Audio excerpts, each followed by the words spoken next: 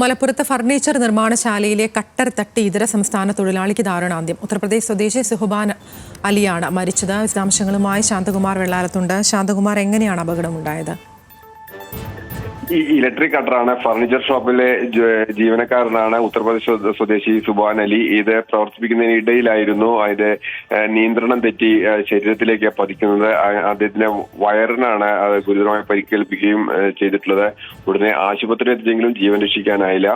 എന്തായാലും അദ്ദേഹം ഇപ്പോൾ താലൂക്ക് ആശുപത്രിയിലെ മോർച്ചറിൽ സൂക്ഷിച്ചിരിക്കുകയാണ്. അത് ഉത്തർപ്രദേശിലേക്ക് കൊണ്ടുപോകുന്നതിനെ കുറിച്ചുള്ള ആലോചനയും തുടരുകയാണ്. എന്തായാലും ദാരുണമായ അന്ത്യമാണ്. ഫർണിച്ചർ കടയിലെ 22 വയസ്സ് മാത്രം പ്രായമായിട്ടുള്ളൂ ഒരു യുവാവാണ് മരണത്തിന് കീഴടങ്ങിയിരിക്കുന്നത്. അതിര. ശരി, ശാന്തകുമാർ വെള്ളാരത്താണ് വിശദാംശങ്ങൾ നൽകിയത്.